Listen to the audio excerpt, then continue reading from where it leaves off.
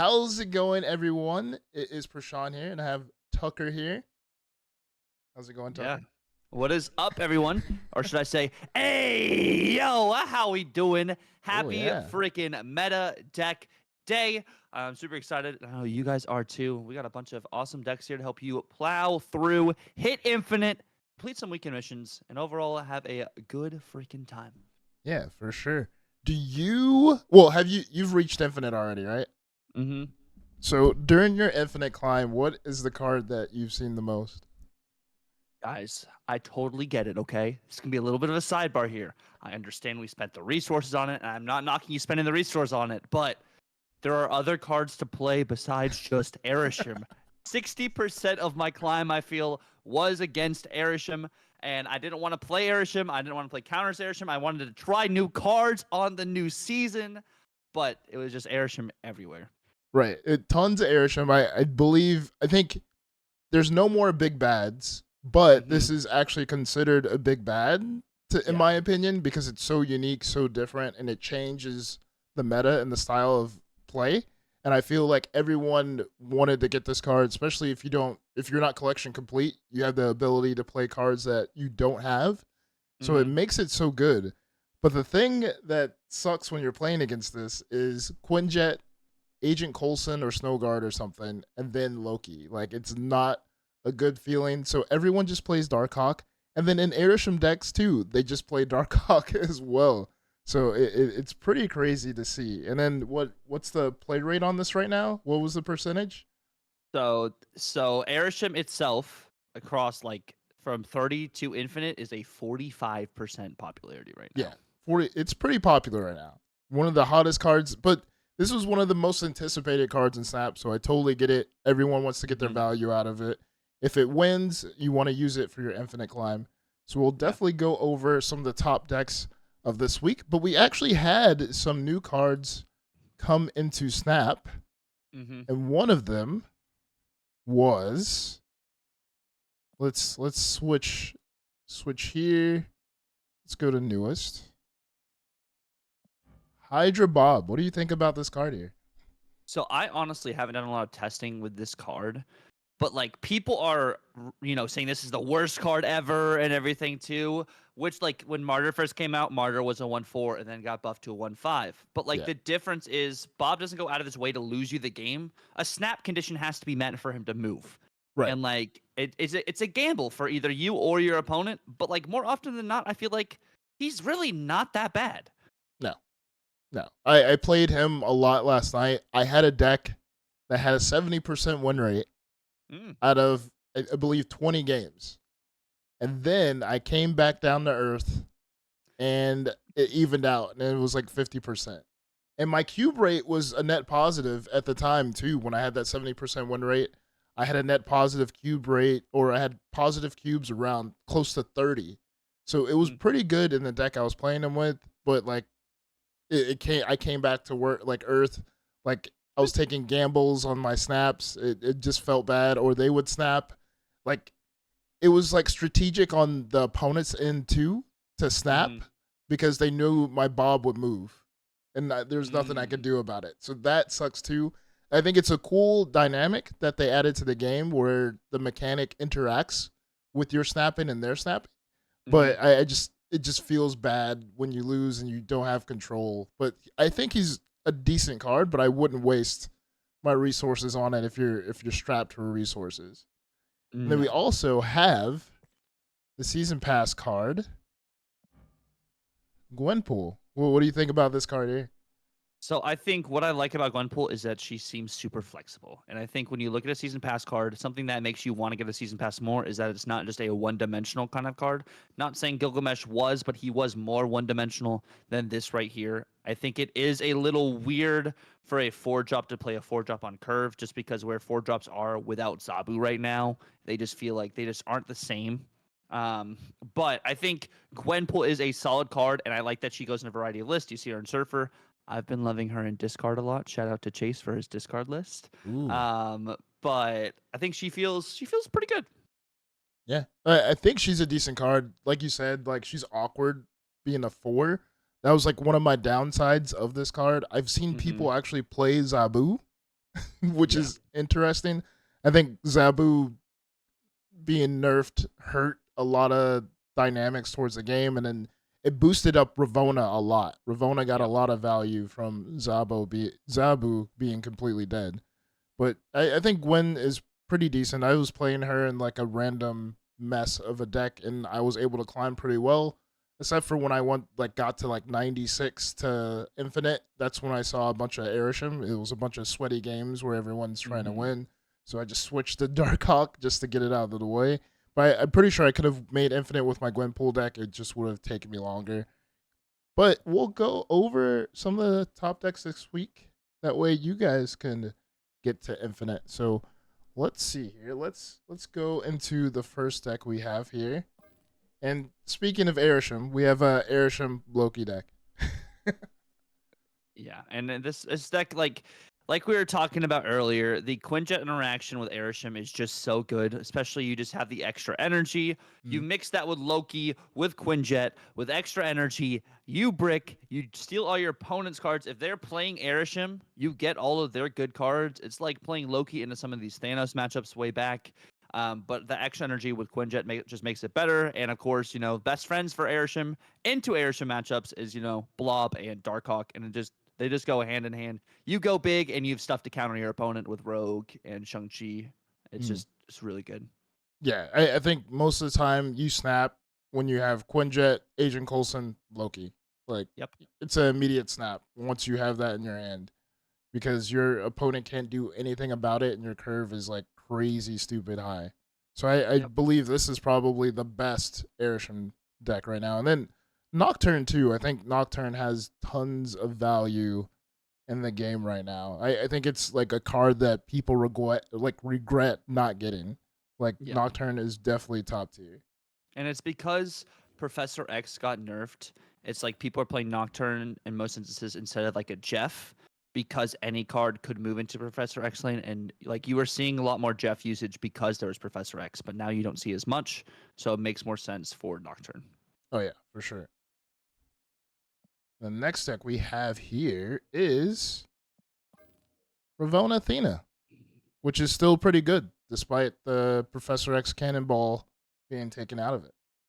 Yeah, and even the like Angela change, like it's what it is. Like your core engines of this list are your Mystique, Iron Man, and Darkhawk. Because Mystique can copy either of those ongoing abilities, you're still seeing a lot of Airshim. Like we're talking about, 45% of people are still running Airshim type lists. So you get immediate Darkhawk value, and you're able to copy that with Mystique.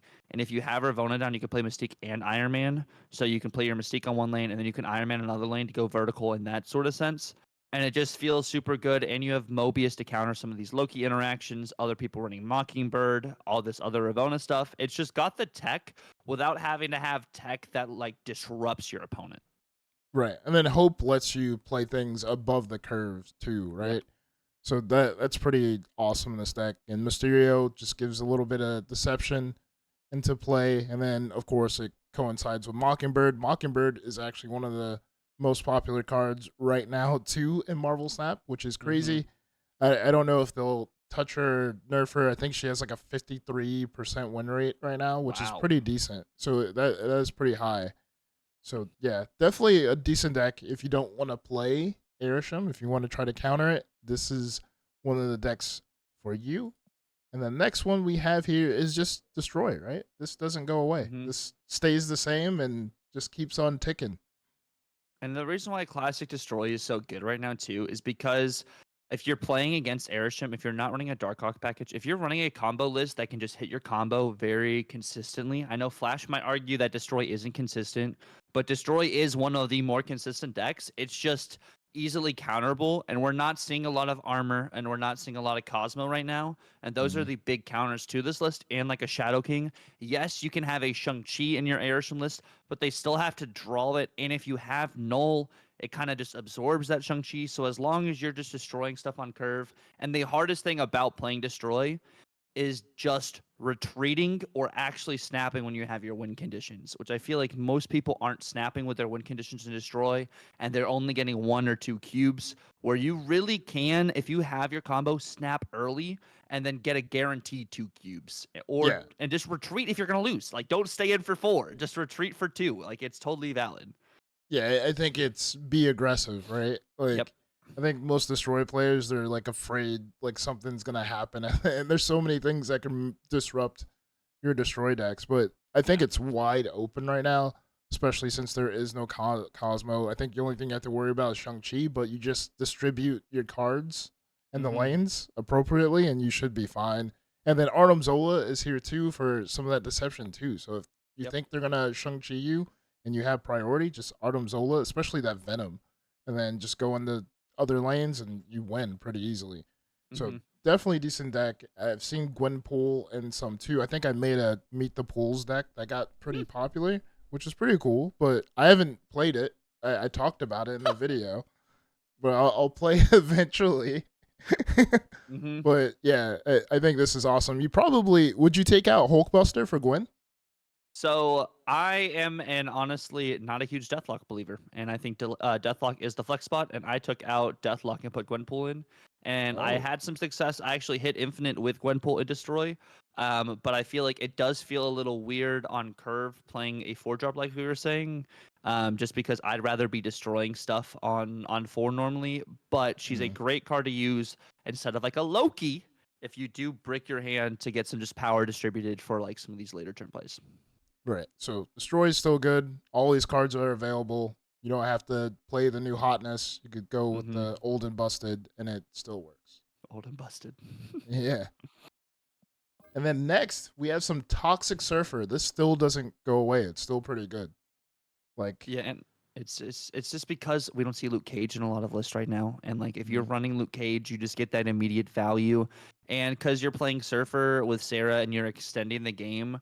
A lot of these Arishem decks are mostly playing for only 6 rounds. So like having that extra round really enables you to get power on 3 different lanes, whereas Arishem list, they're throwing a blob down, and it's do they have stuff to be able to continue to build off that blob, or are you just going to go over the top of a 15-power blob with a 20-powered Sebastian Shaw? Yeah, like Shaw is back in these lists. I think Shaw has tons of value. I think Shaw was one of the cards that was dropped from Surfer, but since Blob goes so tall, Shaw is in, and then you have a bunch of Surfer decks like we meant. Well, I don't know if we mentioned before, but they have Gwen in Surfer, so Surfer has value from Gwen, especially Shaw, and then Magic too. So Magic just prolongs the game. That way you could get the combos you need. That way it could take you over the top. So definitely decent. Like you can't go wrong with a good old Surfer. And I think that's like, even with like as much Nocturne there is, not a lot of Arishem lists are running Nocturne right now. So you're able to keep that magic more often than not, like, and just play for that 7th turn. Right. And then speaking of Gwen, here's a Gwen Surf list, which Gwen is like the highest cost card in this deck. Gwen Absorbing Man, which is pretty crazy. And it's disgusting because, like, yes, your Makari will play yourself, but if you're able to get the Gwen off before the Makari goes on the board, that's a free 3-drop you're just getting right then and there. Your Broodlings getting hit by Gwenpool as well is really solid. Shaw getting hit by Gwenpool. Bro, I have seen instances where Sebastian Shaw, you're dropping Sebastian Shaw at 18 power before a Surfer. Yeah, like insane. it's crazy. Yeah, like especially like what Forge too. So just imagine you Forge your Shaw, and then Gwenpool that Shaw. Like that Shaw beats a blob all day, and then hope for some ramp. You have Absorbing Man to copy some stuff, especially you could copy your Surfer. You could copy the Brood. It's definitely a sneaky deck. Absorbing Man could even copy Red Guardian. That's pretty sneaky too. Red Guardian has tons of value. I actually don't see it that much anymore, which is interesting. But yeah, definitely decent deck if you want to play some Gwen Surf. Then next, which is pretty hot right now, is some negative Darkhawk. This is probably the Arishem killer for the most part because you could wait until turn 7 to actually play Darkhawk and Mystique, especially if you have Ravonna on the board. So You don't get Shang-Chi'd, you can't get Enchantress, you can't get Rogued, and you just win. You just have a 30-something Darkhawk, a 30-something Mystique, and you win. Or you could copy it with Taskmaster too. Like it is so insane how many things you could do. And then especially with Jane too, like it's a snap condition. As soon as you see Arishem, you snap. Yeah, no, literally, you snap when you see Arishem, and you snap right before you play negative and you have Jane in hand because you just win the game. Because your Yeah. opponent has to either respect that you're going to draw the nuts, which you're going to draw the nuts, to get Right. 3 Darkhawks with the Taskmaster, Mystique, and Darkhawk, or you're going to have 2 different Iron Mans. Like, it's just absolutely disgusting. And you have your counter tech in here, Shang-Chi, which Shang-Chi is just incredible right now. I think also has like a 30% play rate because you're playing him in Arishem Yep. and all these other lists because of Blob. It's just incredible. Yeah, there's so many different ways you could go. You could go Sage, Taskmaster. Like Sage has so much value too. Like it's insane. And then there's times you don't have to play things at the end. You could play Ironheart early if you need to. You have Magic again to prolong the game. So definitely decent deck. Arishem killer for sure. So if you're seeing a bunch of Arishem, just play this. You'll win. You could steal 8 cubes easy all day. Yeah, So super easy. think that is it. That is it for this video here. So, do you have anything for the people, Tuccrr, before we take off? I wish you guys the best of luck with your climb. Thank you for everyone that's been supporting this video, supporting our previous videos. Anyone who came around for the Arishem Anarchy tournament. That was a lot of fun. We're going to have more tournaments in the future, probably trying to win one every other month. But yeah, once again, Prashant, thank you for having me on the channel. Love doing this. Yeah, I think we knocked it out of the park. If you guys have any questions or if you guys want to see us talk about any decks, we can maybe break some stuff down and take some requests going forward. I think that'd be really cool and helpful for all of us. Oh yeah, but yeah. for sure. Yeah, and then shout out to Helkin and Wayne Brady. Helkin was the winner of the Arishem tournament. Spoilers. You guys didn't see it. Yeah. And then is the video on your channel or the Power On channel? It's on the Power On YouTube channel. Perfect. So I'll link that down below. That way you guys can check that out as well as Tuccrr's info. So till next time, till next week, you guys keep on snapping, be safe, and peace. Snap.